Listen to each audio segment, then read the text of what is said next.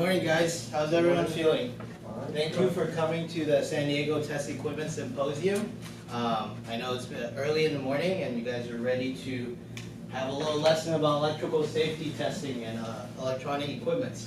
So our first presenter today, his name is Chad Clark from Vitrek. He's worked, Chad is the Director of Business Development for the company, and he works closely with the engineering team as well as the users in the field to make sure all the user experiences are good and all the safety are well checked. So before I hold you any more time, Chad's going to give his presentation a little bit about electrical safety equipment. Do you want some water? Do you want some coffee? Yeah, I got coffee right here and I'm ready. Cool. All right, I'll let you take the floor then. You want to get started, Greg? Yeah, as you guys heard in the introduction, I'm with Vitrek. I've been there for 10 years. We're located in Poway. I assume a lot of people here are local because it's kind of a local show. So what we were founded in 1991. Yeah. Use the mouse and click. Yeah. I guess you can go. Yeah. Founded in 91. Previous to our first product, the 944i, if you wanted to do a safety test, there's kind of 4 different main tests. You would need 4 different testers, and there wasn't really an automated solution where you could press one button. There's a go, no go at the end of that. And I think that's kind of what everyone wants these days. You don't necessarily want a user to have to make a decision on pass, fail, and read something. You really want to eliminate as much operator error as you can. So that was kind of the idea behind the 944i, which was the first product when we launched the company.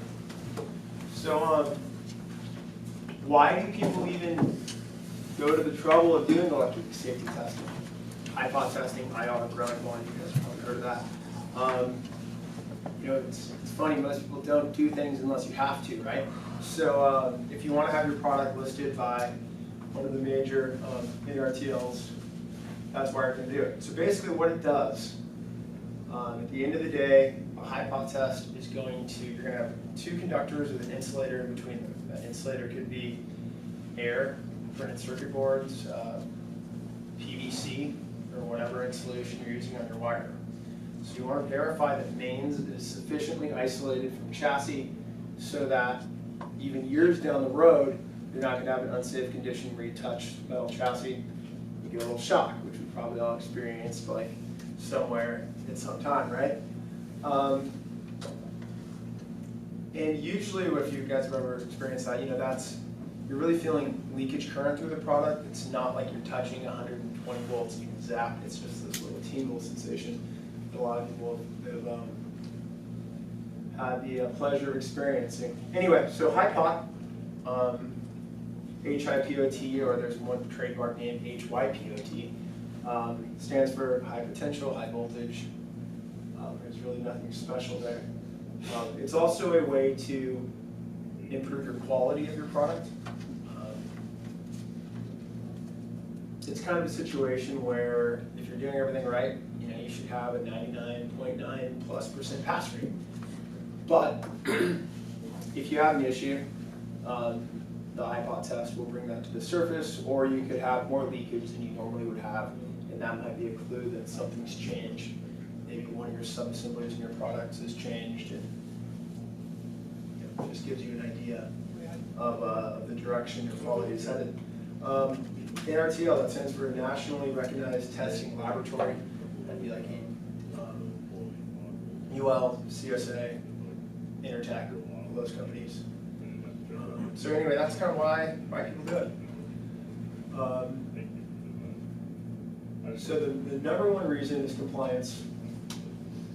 And mostly that's because of exporting products. If you want to sell anything in Europe, this is mostly for consumer goods type thing. If you have very low volume specialty products, you can usually get by with just the CE and self-declaration. But even to do that self-declaration, you need to test your products. So you guys have probably seen some of those labels. TUV is an interesting one because that really stands for basically a testing lab, and there's 5 different TUDs out there, and they're not all the same company. All right, so when you're doing a HiPop test, you got two options. You can do it with AC or DC. Here's an interesting one. Typically it's 60 seconds if you want to generalize this. You got to remember there's more than 100 standards because there's different people that write the standards, there's different product categories, and everything's going to be different. But typically you're going to be looking at a 60-second AC HiPop test. Usually in the standards you're allowed to increase that voltage by 20%, bring your test time down to 1 second for production tests, which was fantastic because no one has 60 seconds to wait around for something to be tested, especially if you are on a high volume production line. If you're making 1 or 2 things a day, it's not a big deal. But if you're making 1 or 2 a minute, you don't have time. So you put high voltage on line and neutral, you're stressing this insulation inside of the chassis, and what are you really measuring? So if you, there's basically 2 ways to do it. You can do it in an isolated product that's floating in a closed loop system, where you're sourcing voltage in a line and neutral, and then you're measuring the current return path through our unit to ground. So we're not making a high voltage current measurement, we're making a low voltage current measurement on the low side. That's the most accurate way to do it.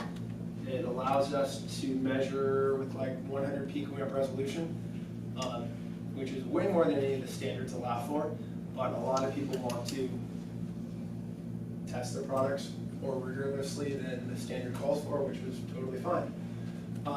So that's one way to do it. If you have a grounded device, now you're going to have an issue because you're going to end up splitting the return current between our product or any HiPop test you're using and ground. So now you have unaccounted for current, and you're not able to make a proper pass-fail determination. So in that case, you need to measure the current on the high side. So you would just measure how much current are we sourcing during this test. And those limits are typically going to be 5 to 10 milliamps, somewhere in that range. Medical is typically going to be 50 microamps, which is significantly lower. And then you have the issue of, are you looking at only the real current or the resistive current or in-phase current, and ruling out everything that's capacitive and out of phase. And that gets fairly complicated when you're trying to figure that out. You'd have to look at that on a per product basis. But that's pretty much it. Line and neutral, get high voltage, so you're not actually powering the product. You're not going to see any voltage across any components because both sides of everything is going to have 1500 volts, let's just say.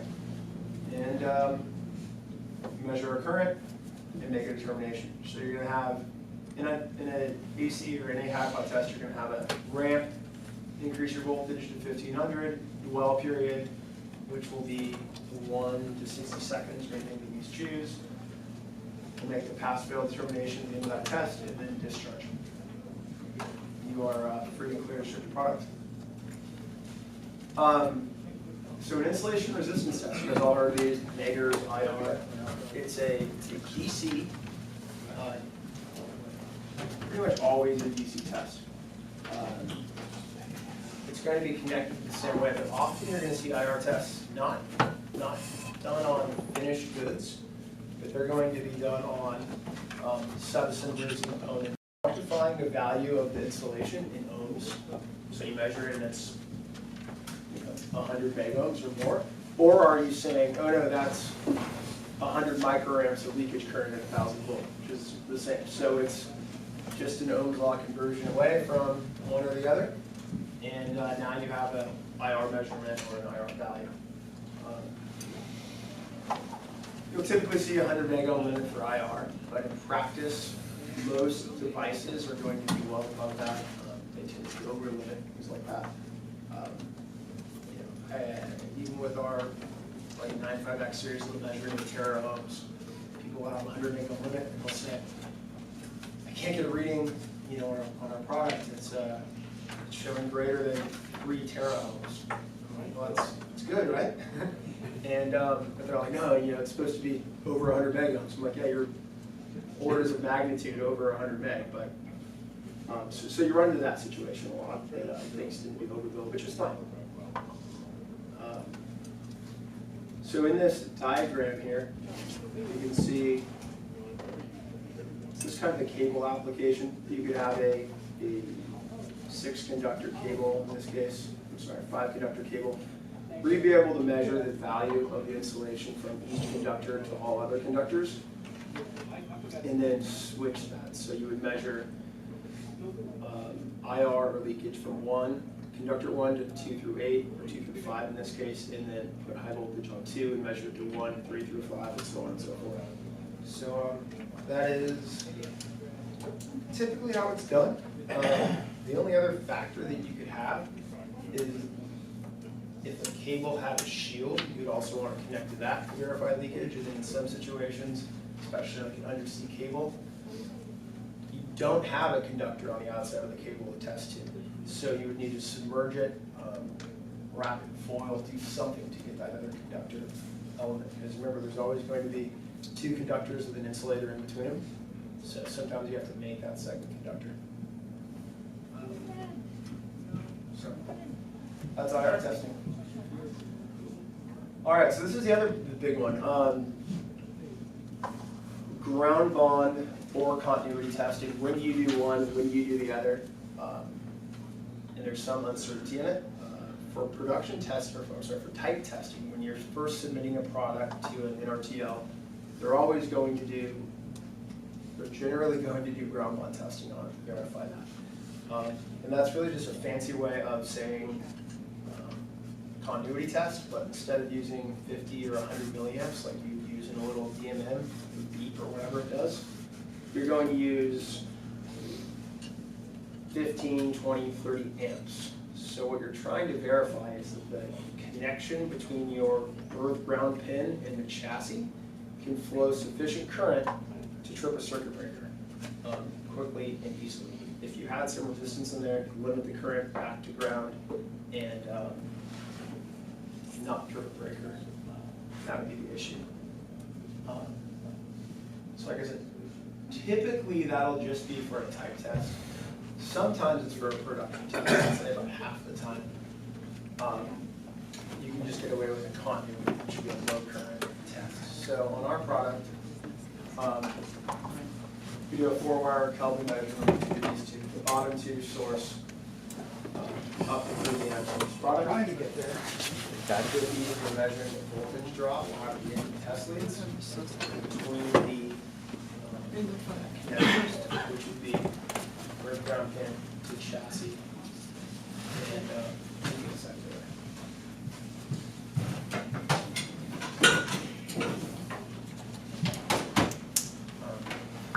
there. This is the first session, so a lot of people are still flowing. Oh yeah, so that's no big deal. If you guys just came in, chat with Vitrek, if you have any questions, just interrupt and ask. I don't care. We already covered some HiPop testing, some IR testing on ground bond continuity now, which is the same way to make the same test. So the analogy I always make, let's say you have a 100-stranded cable, then you are terminating that, maybe a ring lug or something like that that's going to pull to the chassis. You cut through 99 of the 100 conductors. Yeah, you still have continuity. These are really neat. What you can do is all of our products, and pretty much everyone's has an interlock on the back, so that's when you interrupt. So if you open this, it opens the switch. At any point you're in the test, it would work, or if you don't close the lid, you can't start a test. Obviously, the safest way, like I said before, with safety comes some convenience. So in this case, open the bread box up, get your product in there, connect to it, and test it. It has pass-fail lights on here, so in a testing light typically, so that even in a noisy environment, you'll be able to see that light and verify that the product passed. So if you use the interlock, proper procedures, a box like this, you can pretty much, as long as everyone follows the procedures, you're never going to run into any safety issues. So that's kind of what we recommend. Is that Yeah. something that you manufacture? We do not. So these are made in Corona. The company, I want to say, is Cortec. And I don't know if they're here exhibiting, but I know that they're here. In the past, we had some made by a local plastics manufacturer out of acrylic. And they were good, but they were not as durable as these. These are all extruded aluminum frames. It's got a gas lifter on it. It's a, for a significant investment. They're $1,500, something like that, I think is the retail on them. But people will use them for 10 years, or something like that, thousands of tests, and can't put present safety. So these are cool, whether you want to build your own or whatever you want to do, that is. That's funny how the bar here takes some stuff. Big companies, huh? Very big. Or what will happen At is. some point, you just let the astronauts die in space, you know? You're trying to save them, but at some point, it's Yeah, gotta go. you can't fix stupid, right? No, I mean,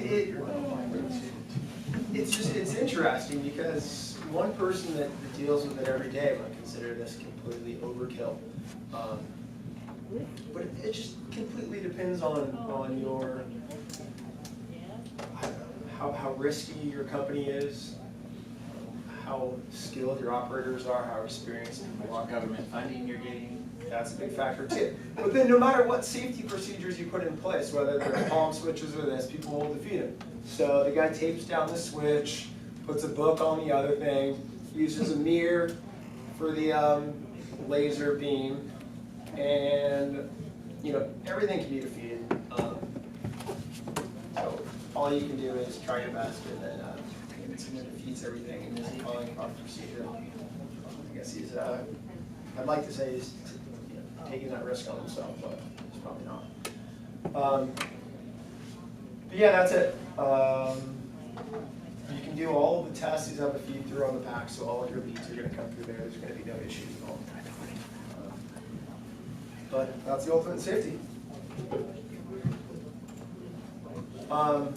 So this is an extension kind of on the verification. So yes, they want to see daily verification. They also want to see typically annual calibration. And depending on your quality standards of your company, some people are happy with just a districtable cal without data, basically just a piece of paper that says, grams to cal and it needs spec. Some people want to have data.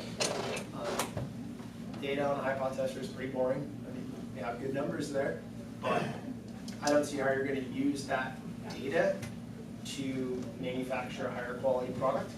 It's really not what a HiPop tester is designed to do. It's more of a go tester. We are an ISO 17025 accredited lab. We began that a few years ago. Mostly because we make a high voltmeter. Most voltmeters top out at 1,000 volts. We'll go to 10 kV direct and then probes up to 140 kV. So we were sending those out to be calibrated, and it was adding to be accredited, to have an accredited cal done. It was adding 4 weeks to delivery for us on a product that's pretty much out in stock. And the other customers ended up not liking that, obviously. So we took on the project of getting accredited, and now we do it for all our HiPop testers and meters and everything else we manufacture, even the power analyzer. So those are kind of your 3 levels. How's that going to lead time? How far is that going to It's the same cal process that would happen before with the mist. So 4700s, everything is in stock and pre-caled, and then we do a final cal on it before it goes out. So it just depends. A couple days, same day if you need it, next day, it doesn't really matter. But I always tell people that for the most part our products are in stock and calibrated to order, because no one wants a stale cal data when they get their product. I was cal last month, and now they're only getting 90% of their cal value. You guys want to go into that, right? So it's always that balance of delivery and cal, and you don't want them sitting on the shelf. Now, one of the interesting things about accredited cals is you're supposed to have the customer's name on the calibration certificate. I have no idea why, because should be able to transfer that product to anyone in that have you ran into this? I've heard it. Yeah, and the calibration should stand along with the product. It should say, there should be a model number, there should be a serial number, and this is the accredited cal for this product, and you should be able to give it to anyone, anywhere, and it should stand on its own. But this is where you get all these standards, and we think it's a good idea to have the customer's name on the cert. So usually if we're calling something for like ATU, we just put your name on the cert, and most people are okay with that. But it depends what auditor you get, what day of the week. And everyone's attitude's a little bit different, so. It just depends. Any questions on cal at all? And why? Why cal? Oh, we have people that never cal their products.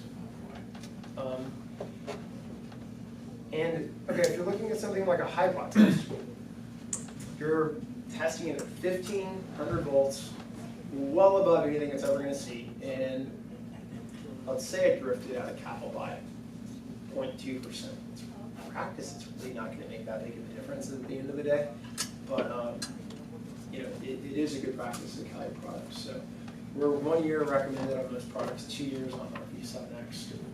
Just kind of lowers your total cost of ownership significantly to do that extended cal. So I think that's kind of it. This might be the end of the show. Do you have any questions? Anything else? Yes, because we show this box, this would be pretty unpractical in our manufacturing environment. But in HiPop Test, you're usually required to have a ground fault test built into it. Also, that means when the operator touches it, that over the ground fault, it detects and stops it. Do you have anywhere a table or something available to show what is the energy, what is the power, the voltage per energy which goes through? Because that's the only thing who's really protecting the operator. Yes. So obviously we do detect that and we shut down quickly. One of the biggest issues there is going to be the capacitive loading of the product, and depending on where you are in the current cycle on AC, you're going to have different numbers. And it also depends on the limit. So we're typically going to, we have a threshold of about 7 milliamps on our quick detect shutdown. Now, if you're running in a situation where you are testing a big motor at 100 milliamps, you're sourcing so much more power that you're actually taking us out of that zone where we have that safe shutdown feature because there's so much energy in the DUT. So yes, we do it, and we do verify that we're not getting leakage, unaccounted for leakage, basically, which could be a person interrupting that path, and you're getting current flowing ground through a person, and we do shut down that event. But it's tough, and I mean, I've been doing it for 10 years, and I think like the phone would ring, hey, one of our guys got shocked again, but I think I've heard of it like once. It almost never happens somehow. But you could say 7 milliamps. But our minimum test is 2,500 volt. Yes. Second level is 5,000 volt. Then you got a 10,000 volt, 50,000 volt, 100,000 volts test. And if you have 2,500, 7 milliamps to shut off, that's too late. You have to shut off in the microampere area to protect the operator. What if the product is drawing 50 milliamps at 100 kV? No, the product itself are hundreds of thousands of ampere. Yeah. Right? But the fail current going over the operator needs to be detected. The only way how to detecting is over the ground is the ground loop he is really creating. I understand. And then it needs to be a short circuit in it, so you cannot wait until discharge the caps and everything. You have to really go into the equipment itself has to make a short inside immediately to get the power off. Yes, and it's challenging. We do measure that, and we do shut down for it. But the more, like I said, the more power there is in there, the less significant the other path to ground is, and it's challenging in these big applications. So I don't know exactly what the numbers are on the safety standards for HiPop testers. But you have it somewhere on the data sheet on the webpage or something. We do in our data sheet of the 95X, and I can show it to you if you come by our booth later. You can look at it. Because you were also saying 12 volt. I saw people killed by 12 volt. It's just a question of power. That's the misconception many people have and say voltage killed. Some people say amperes killed. It's really the energy or inside Energy, kills. I agree. And as The a good news on kind 12 volts is your skin will insulate 12 volts. yeah. At least That 12 volt, as example, all what you need when you have 12 volt and you have a little voltage spike is enough to get your body resistance down, and the rest of the 12 volt will take you out. Yeah. Yeah, no, it's, safety definitely isn't a joke. I remember back when they had these things called landlines, and I was installing one, and I had no idea, I was like a kid and putting a phone in my room, and I connected it, and then I'm like, oh, let me call it to see if it works, right? So I think they run at 24 volts or something like that, and when you call them, there's like a spike on it. 90. 48 or something, I don't know, something about it. 90 volts, volts. right? So I'm like holding it, like calling it to make sure it's connected, and shocked myself. I was like, man, I'm dumb, but that's how you learn, right? Did you hear the ring and feel the ring? I felt the ring. It was on vibrate for sure. No. It's just like I don't know what I was thinking, but I don't know. I was probably like 12 years old and thought it'd be cool to have a phone, so not overpowered everything. But yeah, you are right. Voltage, energy is the number one issue. So with that said, what I usually recommend to people is you test your products, you find out what your average, okay, so let's say the standard says shall not break down or shall not be more than 10 milliamps.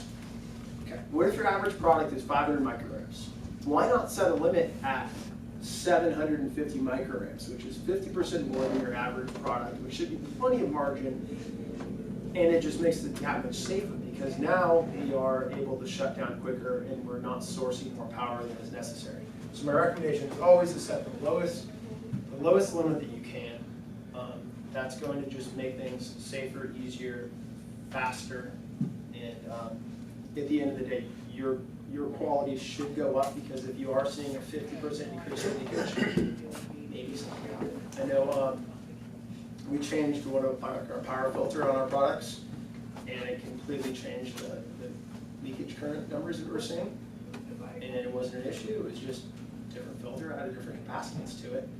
And there's like, how are these different? And then we figured it out, and no big deal. But you know, that could have been an issue that was related to quality and not just a different AC line filter. So, anything else? No? Is there any more coffee? Any donuts? Thank you, Chad, for, No problem. so is that, any more questions? And even if it's not related to HiPop testing. Our company, Vitrek, anything like that, any rushes at all, man? Power analyzers, we do that also. So, yeah. But it nobody's a question. To which voltage your products goes up? So what is your AC, DC, and to what is the highest voltage you can test? So we basically have two product categories, which are going to be similar products. So the V7X series goes to 5 kV AC, 5 kV DC. That's kind of a lower powered product, compact, no fan. That was what I showed a picture of. The 95X series internally will go to 15 kV DC, 11 kV RMS AC, and then externally will do 30 kV AC without a problem. So we don't go to 100 kV. 30 is about it at 10 milliamps, so 30 kV is our most highest voltage, highest power unit. And then ground volume at 40 amps at the maximum.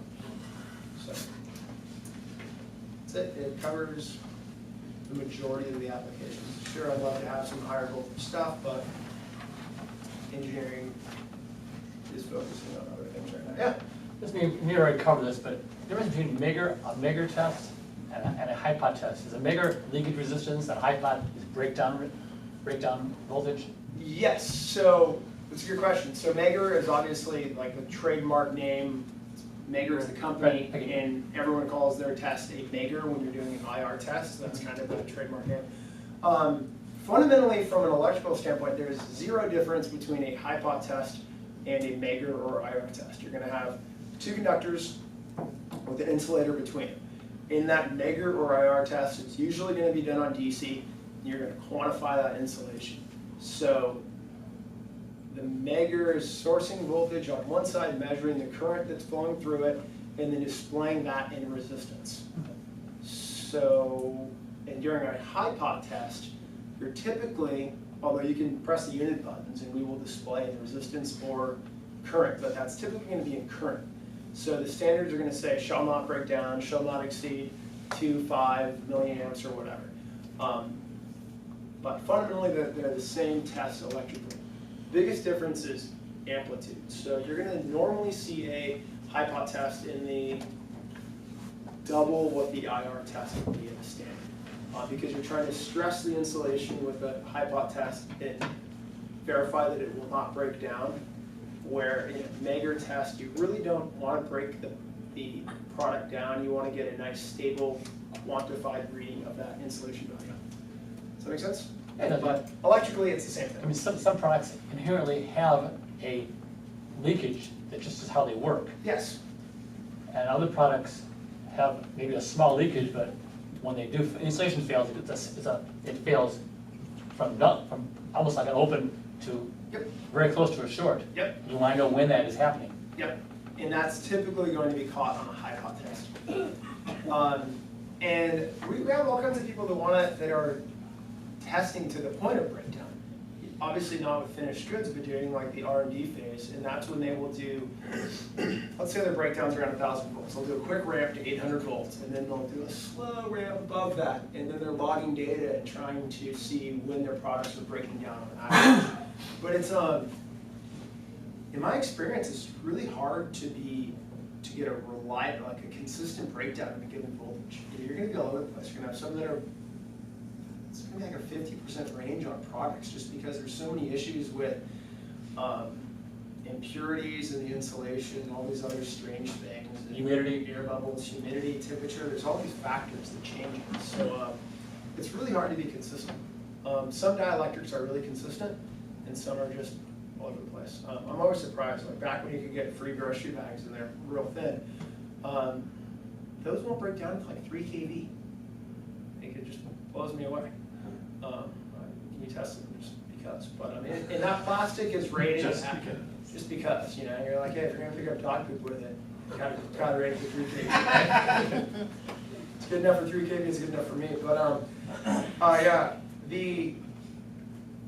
and that plastic I want to say is rated, I think it's low density polyethylene. If you looked at the table, they'll rate it at 400 volts per mil or something like that. But the breakdown voltage is going to be 3 times that if those are 2 mil bags. Just, so there's always some margin in there. But yeah. Our question about, you mentioned if you don't have a conductor to measure the insulation, you have to make one. Yep. Can you tell us a little bit? What you do? Yeah. Yeah, so like let's use. Foil or what? Yeah, so photovoltaic solar panels, right? It's a great example. These things, these string voltages are getting like 1,500 volts now. And you have typically a metal frame panel, but the whole thing needs to be insulated. So for those, they're designed to be weatherproof. So those usually get tank tested. So they'll be put in a tank of conductive solution, and you'll have your high voltage on, you know, your plus 12 and plus 12 or 60 volts, depending on whatever it may be, on the PV cell, and then you'll put the return lead into the water tank with some detergent added or something like that to make it conductive, and that's how you'll do it. So you'll see that I've seen people that are doing that in conductive pressure, vacuum chambers, all kinds of weird things. Some people will do like a conductive brush, and they will like brush over a product, wrap it in foil, put it in shot, bed of nails, like all kinds of weird things. But you have to get creative, and it's hard to buy like an off-the-shelf solution for that. But the dump tanks work really well, and you can soak a product and see if you're going to have an issue after a 12-hour soak or something like that. You can really get an idea if you have to have that outdoor IPX 67 rated product or something that's a pretty good way to test it. So if you have anything specific, I'll make a recommendation. It's that balance between messy and time. And I do switchgear maintenance, so, Yep. So I kind of like translate what you're talking about to coming into a corporation, taking apart their switchgear and testing what they've asked me to test. Yeah, so for that, you might want like a conductive brush or something like that. Yeah. And here's the cool thing about it, is it doesn't have to be on the high voltage side, it can be on the return side. So, plug it into the return terminal, and then sweep over it, and if you do get a breakdown for it, it's gonna be on the low voltage side, and collecting ground. So, that might be a good solution for you. Some blue steel wool, all kinds of good stuff. Conductive blankets, great things with double insulated products, we can do this a lot. And sometimes it's only for type testing and not production testing. Yeah. What's that? Anything else? Class dismissed? All right, guys, enjoy your Thank you day. everyone for coming, let's give Chad a round of applause.